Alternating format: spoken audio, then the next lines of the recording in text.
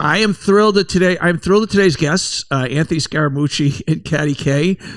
You know them both well. Anthony is, of course, they're both co-hosts of the new podcast, The Rest is Politics, U.S. version. Katty, of course, is the host of it globally in Britain. It's the number one podcast in Britain, which is cray.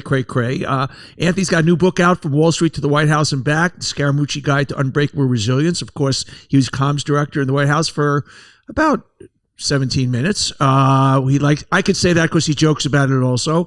Skybridge Capital, we know him. He's the big major domo there. Katty's also, she's the BBC host and also a book author we spoke about last year, The Power Code, More Joy, Less Ego, Maximum Impact for Women and everyone else. Guys, welcome to the show. Congratulations on the new podcast. Good to see you, Donny. It's great to be on with you. And I should mention that every one of the salespeople at Skybridge has read a Donny Deutsch book. And it would be remiss of me not to say that because you are all about grit and determination. So, well, as both of you guys are, let's get right into it. Obviously, we're a few days out from the verdict. Some of the early polls are showing that particularly the independents and some of the double haters, it's having an effect. I believe it will have an effect. Anthony, let me just start with you. What's your take on it? I think it's going to devastate them. And I think they already see the degradation. It's degrading over time.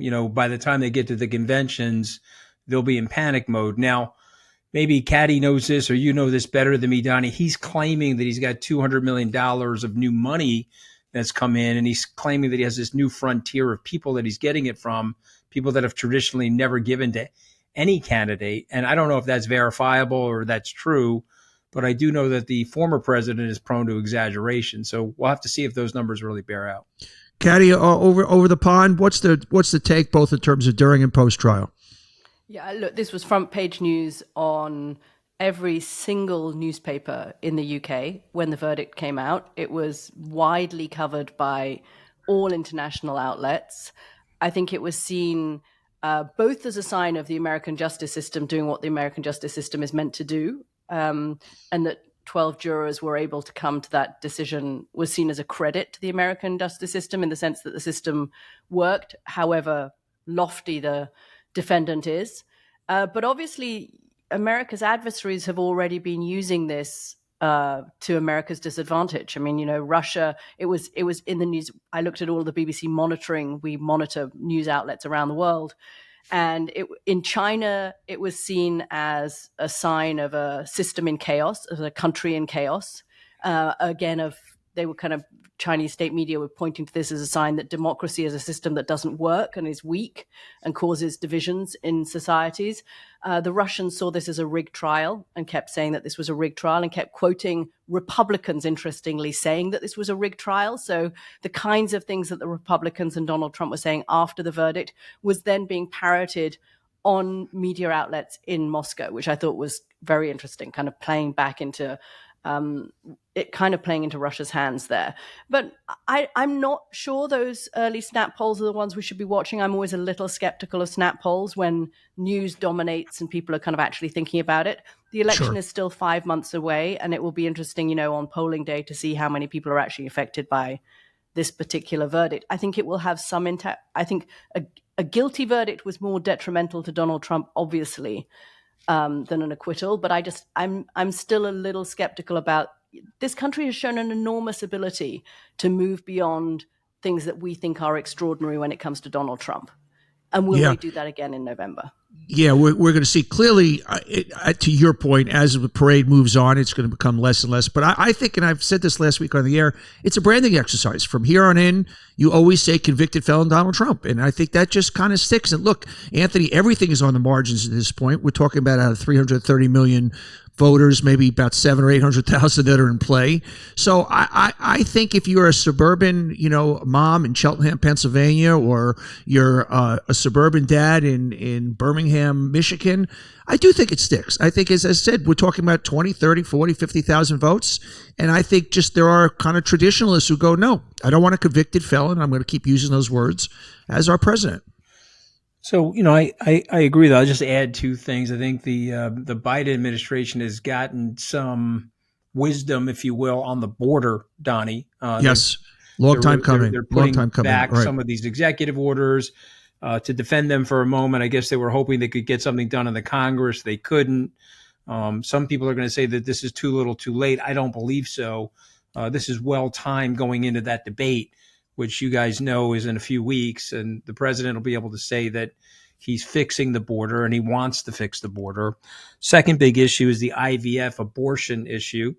I don't think the women in this country want to give up their rights. I'm going to turn it over to Katty and actually ask her this question, but I'm going to make a statement and see if Katty agrees with it. I believe there are conservative women in this country that have been faced with the very private issues of unwanted pregnancies.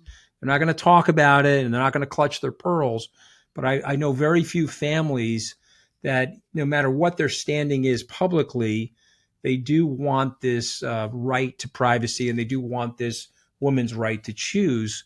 And they may say something differently, but when they close the curtain, they're going to vote for their choices as opposed to some nonsense that the Republicans are professing. Do you agree with that, Katty, or do I have that wrong? No, I think you're right. I don't think it's just conservative women. I mean, if you look at the referendums that we've had in states like Kentucky and Ohio, it was conservative men as well, right? Or at least we know it was men. And actually, I think if you go back over the polling, you can see that it was men in districts that Donald Trump won disproportionately who were also voting to enshrine abortion rights. I guess the election will come down to the economy, immigration, and abortion rights. And it's a kind of, and character, right? And age. Let's say it's a 5-factor abortion. Election. You don't put democracy in there. I think a democracy is probably tied in with character and abortion rights. Okay. I mean, I think people who have decided on democracy know which way they're voting, Donny. Let me put it like that. Mm-hmm. Yeah. That's what previous polling has shown. Now, if the Biden administration manages to use some of its war chest to make democracy a bigger issue with swing voters, then democracy could also be a factor. I do think abortion rights is going to be an incredibly important factor in states, Absolutely. in some of the states that matter, right? So let's look at Arizona, let's look at Michigan, let's look at Wisconsin, and that's all we only really care about the swing states, and I think abortion will be a particularly important factor there. And you've got, as the stories come out of states like Idaho that implemented very strict abortion restrictions and hospitals there having to helicopter out of state pregnant women in order to get the procedures they need to terminate pregnancies where the fetus is unviable, those kind of stories have an impact, not just on women, but on men too. 1 in 4 American women have had an abortion. We don't all talk about it. People who have had abortions don't say, I've had an abortion. But there are a heck of a lot of Republican voters who've had abortions and whose wives have had abortions.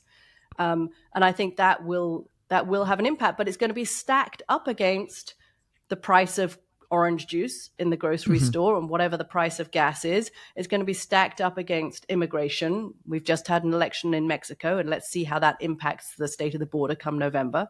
So there's a whole stew of things in play here. Anthony, I want to throw out the word chaos because I actually think this is going to be an election where both sides are going to sell the fear of chaos on the other side. I think once the Republicans start running ads, we're going to see the protests, we're going to see the border, we're going to see crime. It's just going to be images of a apocalyptic United States, and we're going to put control into chaos. And on the other side, I think obviously Biden's going to be selling the chaos of Trump. The irony is he's anything but the solution to chaos. He's chaos in himself. I'd love your thoughts on that word. I mean, it's an interesting perspective, and I would say to you that the Democrats would win on that word because they're going to have a highlight film of all the different things that Trump did, the very famous Bible walk to St. John's Church, all of the different things that he said, the bleach drinking, all of this sort of nonsense. But here's something I would say to you guys. I just did conservative talk radio in Chicago. I was promoting my book, and I was getting blasted by both of these talk radio disc jockeys. But I submitted back to them 2 things. Number one, Mr. Trump is calling for a 15 million person deportation. Okay, so that's a Handmaid's Tale season, possibly 2 seasons, not one episode.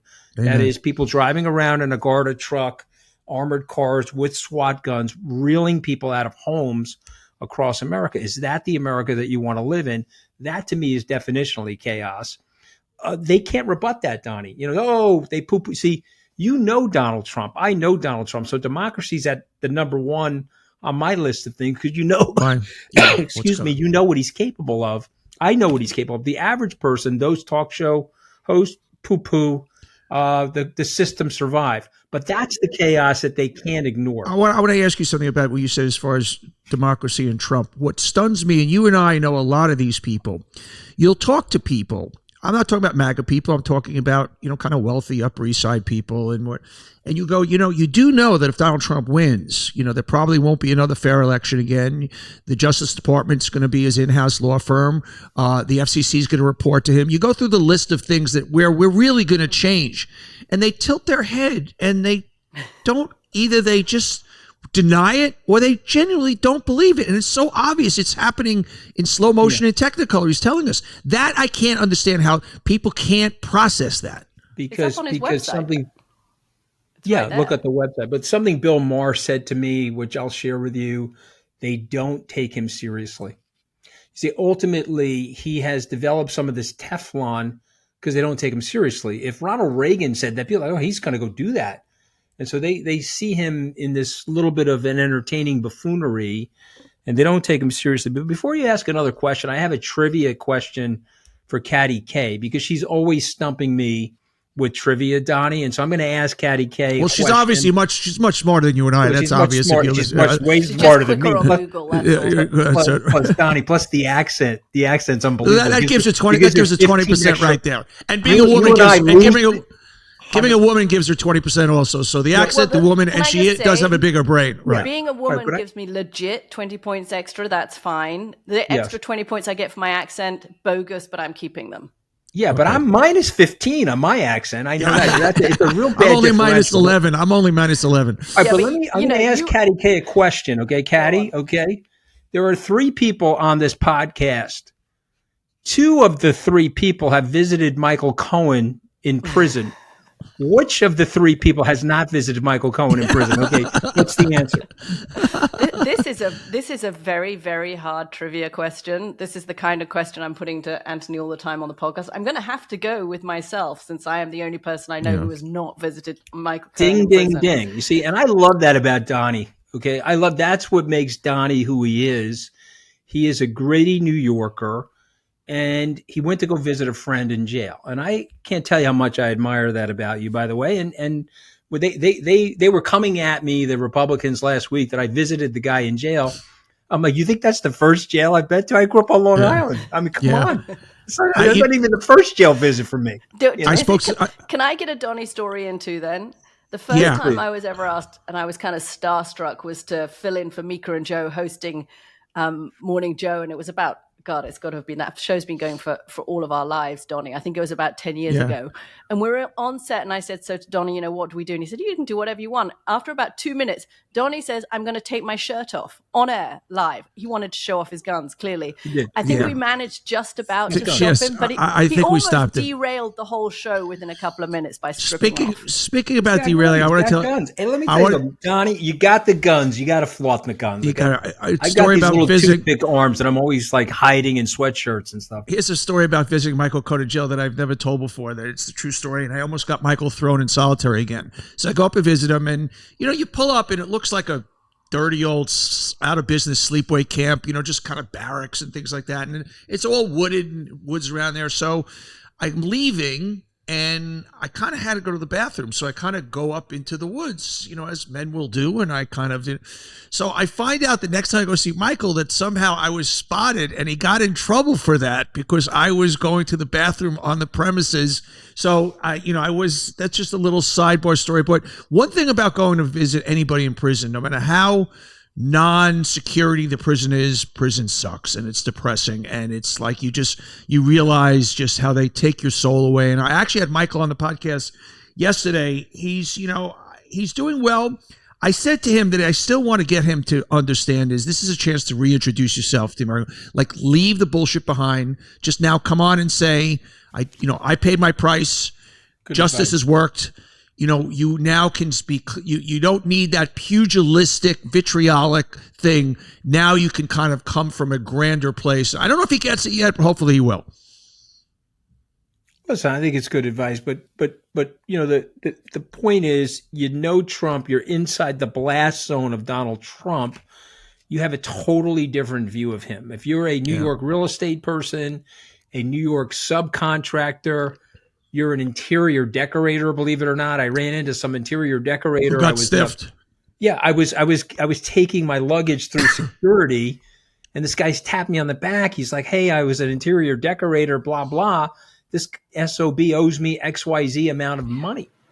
I mean, it's like, it's literally unbelievable if you're inside the blast zone. I guess the thing that I would just say to everybody is that 900,000 votes, the Biden people have got to get with it. They've got to get in step with what the people really want. They don't want this hard left or woke culture. If you say the word woke, it triggers people. I'm not trying to trigger anybody. I'm just saying the American people don't want that. I'm sorry. They don't want it. They want something very mainstream. And get to the center. If you get to the center, you will resoundingly win the election. And even though Trump will run again in 2028 at the age of 82, you will have effectively ended Trumpism. Katty, to Anthony's point, we really are a three-party system now. You've got the left, 20% on the hard left, the woke. You've got the 20%, the MAGAs, and 60% of us live around the middle. I mean, that's what everybody is so frustrated about, frankly, with both candidates. Everybody wants a Mitt Romney. Whether it's a Democratic version or a Republican version. That's where. Now, is that your perception from the other side? Yeah, I mean, look, I think the ends have got more extreme. So. And we know this, right? All the data's there. The conservatives have got more conservative, more MAGA. Liberals have got more left, more AOC, I guess. And the middle is still there. It's shrinking with every decade. It gets smaller. The ends grow bigger, and social media is going to drive that. Misinformation is going to drive that. I mean, I'm worried about how this plays out when people. You see these polls showing that people genuinely believe America is in recession, has record high unemployment, and the stock market is down. Amazing. And the reason they believe that is because they're looking at their phones and they're getting their news from TikTok. And if I was China or Russia, I'd be pumping stuff into their TikTok feeds too, right? You sow as much chaos and disbelief and disinformation as you can. So I think the ends of the American spectrum are just going to get more extreme. People are going to sort themselves more into their own camps. There's going to be less of a middle in American politics, but there certainly is one. I had a good conversation with Sarah Longwell from The Bulwark the other day. Mm-hmm. And she had done focus groups in which she was asking people to Anthony's point about the end of Trumpism. I don't know. I think it takes a while to play out because her focus groups were telling her, if Trump is no longer in the picture, who do they want to lead the Republican Party? It's not Mitt Romney. It's not Nikki Haley. It's Tucker Carlson. This is the Tucker Carlson party, and it's going to be that. That's who, this intense wave of populism that you're seeing in the Republican Party, I think it has another few years post-Trump to play itself out. Well, and maybe it takes a few more losses. Maybe it's, that's the loss. That's the factor. Joe Scarborough's, litany 7 of years. Losses. Yeah. We're going to be there in, 2035 still going through the years, and it's going to take that. But it's not, the moment, it's Trump. When I've traveled around the country, it's a virus in the system of America. Yeah. And Trump is a concept. Trump is a concept. It's a concept. It really is. And he is, basically the shiny emblem of it. But to your point, it's not going away. And Anthony, if that being said, if you were still working for Trump, who would you choose as his running mate? Okay. So Trump needs a second tier person that's going to take an extreme back seat to him. So, obviously, I would choose. I would choose Nikki Haley, or Ron DeSantis. Okay, so that would Haley be would be a choice. Me too. But he's gonna choose somebody that's gonna take a deep backseat to him. It's a Todd Bergman. He won't choose Tim Scott because he's a white supremacist. He's just not going to choose Tim Scott. But I want to just say something about the populism, and I'd like to ask you both to react to this because it's just my observation. Republicans are now a white elderly party. They're buying catheters and walkers from the Fox News commercial interruptions. And they don't like the black and browning of the country. They don't like the colorful mosaic of the country. And so they like Donald Trump, and they don't mind if he exerts influence over the democracy, because the rhetoric is white people are running the country. Yes. Okay, wait a minute. There's more black and brown people. There's a chance they may run the country. Yes. Okay, well, let's change the rules on the democracy. We don't want that. You think I'm wrong about that? I Go think ahead. you are stunningly right. I think the essence that's been my observation when I talk to them. That's literally what they say behind closed doors. The essence of Trumpism is that we are becoming a non-white country, and it's not my country anymore, and they're taking it away from. And I actually think from some of the people, forget even the hard MAGA people, I think from some of the people I was talking about before, Anthony, on the Upper East Side, the wealthy suburban voters, I think there's a soft racism there, and I think that's what the nerve, obviously, of immigration hits in.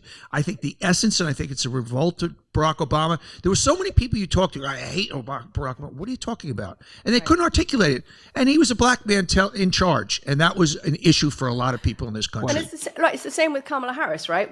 Anthony and I spoke about this on our podcast the other day. I meet kind of centrist Republicans who tell me that, my God, what happens if Biden dies in office? And then we have Kamala Harris, and she is a danger to America. And I'm like, well, she hasn't actually done anything. I mean, this woman is literally, if she has a fault, it's that she's been ineffective and not done anything. But she's, the only thing, okay, so the counter argument is, and I think you're right, that the most important date in America at the moment is 2044. And that's when America becomes a minority white country. Mm-hmm. And that hovers over all of this, right? It hovers over Trumpism. It hovers over the white supremacy, this idea of make America great again. The important word there is again. So how do you explain then his growing numbers with Hispanic young people and young people and black people? So that's the anomaly here. Okay, so now if he is the party of hanging on to a time when white men, and I think it's men really, it's like white guys were running the show. I understand about Hispanics being socially conservative, that appeals to them. But why is he doing so well with black men and Hispanic? I don't have an answer to that. I've asked a lot of people that. I can't get a straight answer for that. No, Anthony, I'm going to say something that's going to get me up. Katty, it's been wonderful working with you. Here we go. Okay, it's over here. That's it ends right here. Yeah, Donny ended our podcast. It was good for 6 weeks. Yes, it was like a nice West End or Broadway run, because what I'm about to say, I'm sure I'm done. Okay, but they like the victimhood. Yeah. The guy, wait a minute. The guy's got 34 counts. He's got 3 wives. He's banging a porn star when his baby mama's pregnant. I like the guy. Okay. And you know what? Let's have a couple of rap songs about the guy. And he's for me. Okay. Because they can, I know that sounds crazy. And Trump I've heard that. No, that's not crazy. That's Trump got in trouble for admitting that. Right. But if you really want to know the answer, that's the answer. Because, here's the weird thing about me. Okay. Because, I'm 5'8" on my license, but let's face it, I'm probably 5'7" on a good day without my shoes on, right? So I'm very approachable. People come up to me in airports, they come up to me in the shopping mall, and they want to talk about Trump, and I could be at the Roosevelt Field shopping mall here on Long Island, Donny, you know it well. A couple guys will come up to me like, Mooch, here's my thing about Trump. And they give me this whole narrative, which I'm sharing with you. And I'm like, yeah, no, I hear you. I just know the guy. You don't want that level of instability. And to quote you, Donny, that level of chaos back in Washington. Mark Esper, who Katty had the chance to see last week at our conference, and General Milley, or maybe you missed Esper. I think you got to see General Milley. You interviewed him. I had dinner with both those guys 2 weeks ago. And they're like, we'll accept policy that we disagree with so that we can maintain the semblance of the system. Okay, so that's me. I'm a patriot first, partisan second, lifelong Republican. I'll wait this out. But I'm not a populist MAGA Republican, okay? I have tremendous faith in the people of the United States. Black, white, brown, you pick the color, you pick the sexual orientation. Okay, we can run the country successfully. You mentioned Milley. I want to go ahead, Katty. It's interesting that you said victimhood. I thought you were going to say something else, and I thought that was machismo.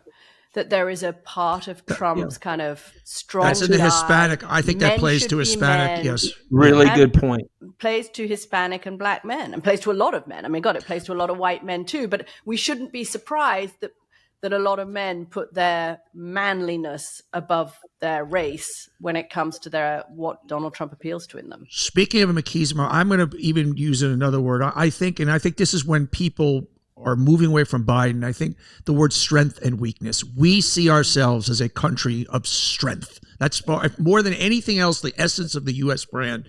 And Biden, because of his age, people say it's age. I think a lot of it is there's a weakness that sometimes people take away, and like Donald Trump or not, there's a strength. So in a primal contest, that is something that I think hurts, and I think that's, to your point, Anthony, working in the favor of the African-American voter and for the Hispanic voter. I want to move right into this is going to be running around the time of the debate. I think the debate is monstrously huge. I think particularly if it comes off in the form that they're talking about now, which would play to Biden's strengths. But I think that is really a chance. That we saw what happened in the State of the Union, where people saw Biden and they go, no, the guy, maybe he's lost a few steps, but hasn't lost 100 steps. I think that debate is going to be huge. I love both your takes on it. Katty. Yeah, I think the Biden team are pretty confident that Biden can keep it together and come across as coherent, as he did in the State of the Union, right? He can rally to the occasion. Yes, he doesn't have a huge number of hours of the day when he's super awake and alert and on top, because he's older, right? My parents died in their mid-80s. I saw what happened to them after they were 80. Same thing. And lots of us, and I think that is an issue, lots of us have elderly parents, and we know what happens to them after they're 80. They're not as sharp. They're not as alert and energetic. But they think that's fine for the debate. They're not concerned about his performance in the debate. The trick is going to be Trump. Look, the first debate in 2020 wasn't a debate. It was a shit show. And is this going to be another of those? Is Trump going to be disciplined enough to stick to his time, not rail against Biden the way he did before, not come across as crazy? And I think this debate I think Biden's got it. I think it's about Trump. Does the country see Trump as he was in those 2020 debates? When he lost it, right? Trump lost the election in that 2020 debate. Anthony? So, in the summer of 2020, I did a Zoom call at the suggestion of a big donor with Anita Dunn. And so for viewers and listeners, she is now head of White House strategy, but at that time she was running the campaign. And she said something to me that I'll share with you guys, which I said, wow, that makes so much sense. She said, Vice President Biden's debating strategy is to do nothing. It's a Muhammad Ali rope-a-dope approach.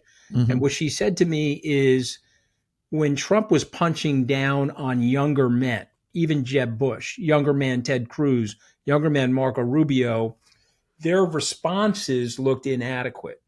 But an older person at the same age equivalent of him, from an image perspective, not punching makes them look the better person. So she said to me, the vice president is prepared to do nothing, which you guys know as media people, and I know this from the way I grew up, it's very hard to do nothing. Mm-hmm. But the do nothing strategy of just sticking to the facts, explaining the agenda, getting away from Trump's nonsense really benefited then the vice president. And I believe that's going to be a very similar strategy in the next 2 weeks. There was one moment in the last debate that I think was the kind of the crescendo of the debate, was just when Biden dismissively said, shut up already. Like it was something we were all feeling, and it wasn't, this huge punch, and he was still kind of letting Trump unravel on his own, but it was this dismissive, just shut up. And it was like, you saw that, and it was very genuine, and it was very real. I thought that was the moment in the debate. You both know Trump well, and I think the question for the Trump team is going to be, how much does Trump's desperation following this guilty verdict and the prospect of future guilty verdicts and the prospect one day of jail time unravel him against the desire and the need to perform well in that debate so that he doesn't lose the election in that hour and a half? Right? There's going to be two conflicting influences. And I don't know him well, so I don't know which one's going to win out. But you know that his team is going to be doing all they can between now and then to make him as disciplined and focused and not crazy seeming as possible. But in the back of his head, he's going to be, he's clearly terrified. I mean, you know what it's like to go and visit somebody in prison. If you don't mind me jumping in, I want to say this. My hair is a little out of place today. No, I like your hair today. I got a little pompadour going. And Deutsch, you know how vain I am. So you know how focused I am on my hair. You and me both. You and me both. Actually, today. Yeah, we got a lot. We got good hair on this podcast. Good hair. Yeah. Okay, but I want to say something related to hair. Trump's hair. It's gotten worse. It's gotten worse. He looked like Pee Wee Herman in the Fox News interview. Okay, right. and I'm telling you, because I know the SOB, he's deflating. He's got a lot of self-loathing. He's like, oh my God, I am a convicted felon. And he knows, Donny Deutsch, Katty Kay, he knows what he did on the insurrection. He knows what he fomented. He knows that Mark Meadows has him on tape. And he knows that it's not a Soros-sponsored DA, but it's a white Southerner that ran the Freedom Caucus in the House of Representatives that was his chief of staff, is the chief witness. And he's staring down the barrel of jail time. And you guys can poo-poo me on this, but if he doesn't win that, he won't go to jail for the New York crimes. No. But if he is convicted for what he actually did has to go on to the 4th and 5th of January, and what he actually did, by the way, you've got the vice president of the United States saying, whoosh, under no circumstance. He'd get jail time on the other two also, on the election interference and Mar-a-Lago. Yeah, I mean, Hey, Donny, okay, you're gonna if you like Trump again, you're gonna be peeing in the woods visiting him, because I'm telling you, he's gonna go to jail if he doesn't win this election. Yeah. And so he is uptight, and the hair is going like this, and the orange war paint is missing spots around the ears. To that point, this guy, this is going to be. Listen, guys, this is going to be a Shakespearean tragedy. Anthony, once again, I'm with you.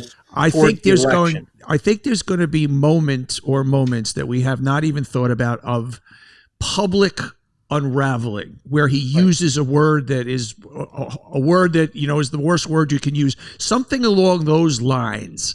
That, to Anthony, I think you're really right on the button there, that there is this built up powder keg of desperation that's going to explode in front of us. And that's why I couldn't wait for this trial to end. I want him back out there. The fuse has already been lit. Now, Katty, I hope I don't get canceled so that you and I can observe this together on our new podcast. You know what I mean? I'm just trying to keep it together, Katty Kay, so I don't get blown out of the water by saying something ridiculous. You've got those conflicting angels on your shoulders. Yes, exactly.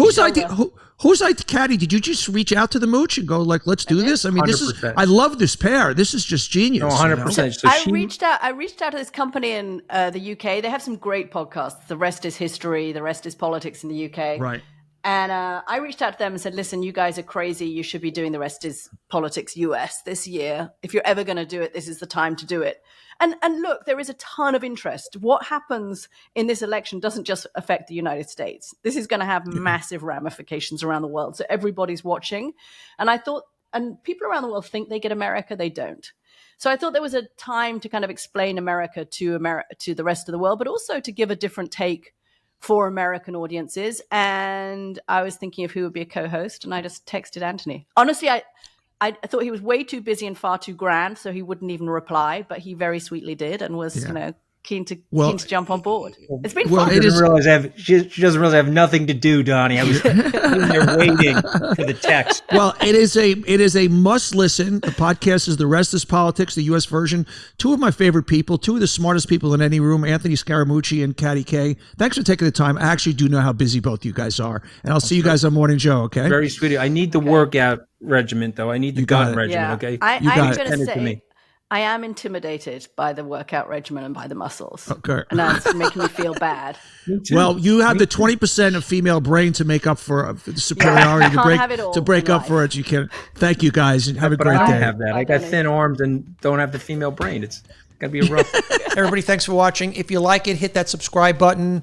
And we love having you here watching On Brand. And just don't miss any future episodes. So don't forget to hit that subscribe button. We'll see you next time.